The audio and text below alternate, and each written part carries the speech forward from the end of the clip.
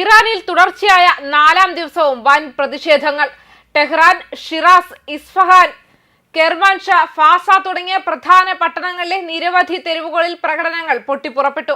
സുരക്ഷാ സേനയുമായി ഏറ്റുമുട്ടിയ പ്രതിഷേധക്കാർ സ്വേച്ഛാധിപതി തുലയട്ടെ, ഖമേനി തുലയട്ടെ, മുല്ലമാർ രാജ്യം വിടണം തുടങ്ങിയ മുദ്രാവാക്യങ്ങൾ വിളിച്ചു.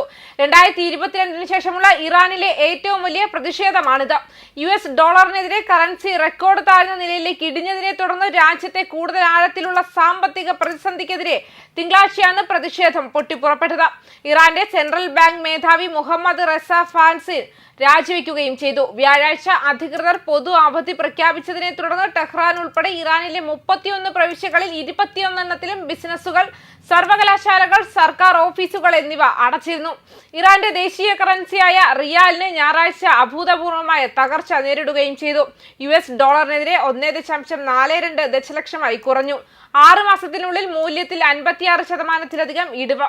ഇതിനകം തന്നെ ബുദ്ധിമുട്ടുന്ന സമ്പദ് വ്യവസ്ഥയ്ക്ക് ഇതൊരു വഴിത്തിരിവായിരുന്നു. കറൻസിയുടെ ഇടിവ് ഇതിനകം തന്നെ പണപ്പെരുപ്പം കുതിച്ചുയരുന്നതിലേക്ക് നയിച്ചു. അത് 42% ഉയർന്നു. കഴിഞ്ഞ വർഷം ഇതേ സമയത്തെ അപേക്ഷിച്ച് ഭക്ഷ്യവസ്തുക്കളുടെ വില ശരാശരി 72% വർദ്ധിച്ചു. ആണവ കേന്ദ്രങ്ങളിൽ ഇസ്രായേലും US നടത്തിയ ആക്രമണങ്ങളെ തുടർന്ന് വലയുന്ന ഇറാനിലെ ഭരണകൂടത്തിന് ഈ പ്രതിഷേധം ഒരു പ്രധാന വെല്ലുവിളിയാണ്. സാമ്പത്തിക പ്രശ്നങ്ങൾ മാത്രമായിരുന്നു അശാന്തിയുടെ കാരണമെന്നും മുഴുവൻ ദിവ്യാധിപത്യ വ്യവസ്ഥയ്ക്കുമെതിരായ വ്യാപകമായ വിയോജിപ്പല്ലെന്നും IRNA വിശേഷിപ്പിച്ചു. കറൻസിയുടെ കുത്തനെയുള്ള മൂല്യ തകർച്ചയിൽ അസ്വസ്ഥരായ മൊബൈൽ ഫോൺ വിൽപ്പനക്കാരാണ് പ്രതിഷേധക്കാർക്ക് കാരണമായതെന്ന് IRNA പറഞ്ഞു.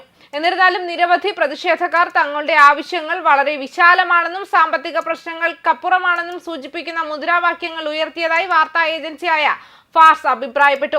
2022 ഇറാനിലെ സദാചാര പോലീസിന്റെ കസ്റ്റഡിയിൽ മഹസ അമിനി മരിച്ചതിനെ തുടർന്ന് പൊട്ടിപ്പുറപ്പെട്ട വലിയ തോതിലുള്ള പ്രതിഷേധത്തെയാണ് ഇപ്പോഴത്തെ അസ്വസ്ഥത ഓർമ്മിപ്പിക്കുന്നത്. ജനങ്ങൾ അനുഭവിക്കുന്ന സാമ്പത്തിക ബുദ്ധിമുട്ടുകൾ ക്രമേണ രാഷ്ട്രീയ വിരോധത്തിലേക്ക് നയിക്കുന്നതായി വിദഗ്ധർ അഭിപ്രായപ്പെടുന്നുണ്ട്. മുൻ US state secretary Mike Pompeo ഭരണകൂടത്തിന്റെ തീവ്രവാദത്തെയും അഴിമതിയെയും കുറ്റപ്പെടുത്തി. തകർച്ചയിലായിക്കൊണ്ടിരിക്കുന്ന സമ്പദ് വ്യവസ്ഥയ്ക്കെതിരെ പ്രതിഷേധിക്കാൻ ഇറാനിലെ ജനങ്ങൾ തെരുവിലിറങ്ങുന്നതിനാൽ അതിശയിക്കാനില്ല. ഊർജ്ജസ്വലവും സമ്പന്നവുമായ ഒരു രാജ്യമായിരിക്കേണ്ടിയിരുന്നതിനെ ഇറാനിയൻ ഭരണകൂടം തീവ്രവാദവും അഴിമതിയും കൊണ്ട് നശിപ്പിച്ചു. മുല്ലമാരുടെയും അവരുടെ കൂട്ടാളികളുടെയും താല്പര്യങ്ങൾക്കല്ല, മറിച്ച് അവരുടെ താല്പര്യങ്ങൾ നിറവേറ്റുന്ന ഒരു പ്രതിനിധി സർക്കാരിനെയാണ് ഇറാനിലെ ജനങ്ങൾ ആഗ്രഹിക്കുന്നതെന്നും അദ്ദേഹം എക്സിൽ പോസ്റ്റ് ചെയ്തു. അടുത്തിടെ ഉണ്ടായ ഇറാൻ-ഇസ്രായേൽ യുദ്ധം, പുതുക്കിയ ഐക്യരാഷ്ട്രസഭ ഉപരോധങ്ങൾ, ആണവ നിരായുധീകരണത്തിനായുള്ള ഡൊണാൾഡ് ട്രംപിന്റെ പ്രേരണ എന്നിവയാണ് ആയത്തുള്ള ഭരണകൂടത്തെ ഈ സാമ്പത്തിക പ്രതിസന്ധിയിലേക്ക് തള്ളിവിട്ടത്.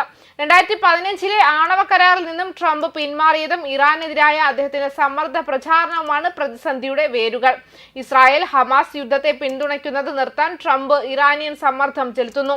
ഇറാനിയൻ ദിവ്യാധിപത്യ ഭരണകൂടത്തിന്റെ ഒരു പ്രതിനിധിയാണ് ഹമാസ് എന്ന് വിശ്വസിക്കപ്പെടുന്നുണ്ട്. അടുത്തിടെ ഇസ്രായേൽ പ്രധാനമന്ത്രി ബെഞ്ചമിൻ നെതന്യാഹുവുമായുള്ള ചർച്ചയ്ക്കിടെ ഇറാനെതിരെ പുതിയ ആക്രമണങ്ങൾ ഉണ്ടാകുമെന്ന് ട്രംപ് മുന്നറിയിപ്പ് നൽകി.